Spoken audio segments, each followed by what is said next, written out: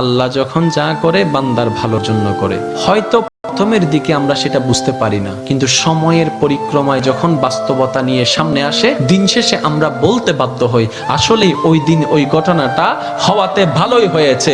আল্লাহ কখনো বান্দার ক্ষতি চাই না। আল্লাহ যদি ক্ষতি চাইতেন সকালের নামাজ না পড়ার কারণে কান্না করে দিতে পারতেন, যদি আল্লাহ ক্ষতি চাইতেন দুপুরে নামাজ না পড়ার কারণে ল্যাংড়া করে দিতে পারতেন। আল্লাহ সেটা চান না। আল্লাহ চাই বান্দার সব সময় ভালো। আর মা তো দেখেন জন্ম দেওয়ার কারণে সন্তানে তো অপরাধ করার পরও মা সন্তানের প্রতি কতই ভালোবাসা, কতই মায়া। বাবার কাছ থেকে সন্তানের পিঠকে বাঁচাই ফেলছে, এরকম হাজারো মা আছে ওই মায়ের জন্য। কিন্তু আল্লাহ পাক রব্বুল আলামিন বান্দার উপর কতটুকু ভালোবাসে দিয়েছেন সেটা আমরা বান্দারা বুঝতে পারি নাই বলে শয়তানের ফাঁদে বারবার পা দিয়ে আটকাই যাচ্ছি। মনে রাখবেন, মনের মধ্যে কথাটা বসাই ফেলবেন, আল্লাহ যখন যা করে বান্দার ভালোর জন্যই করে। একদিন না একদিন সেই ভালোটা আপনার বিবেকে এবং মনে প্রমাণ হয়ে সামনে চলে আসবে। আমি বুঝাতে চাচ্ছি আমাদের সাথে সবচেয়ে কানেকশন কার বেশি ভালো থাকতে হবে, বান্দা হিসেবে আল্লাহর, উম্মত হিসেবে নবী রাহমাতুল লিল আলামিনের।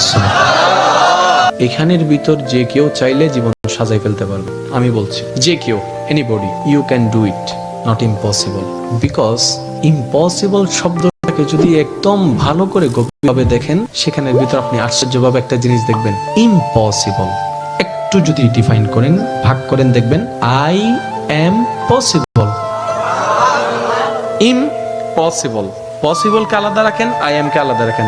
I M possible. ইম্পসিবল শব্দটাই আপনাকে জানান দিচ্ছে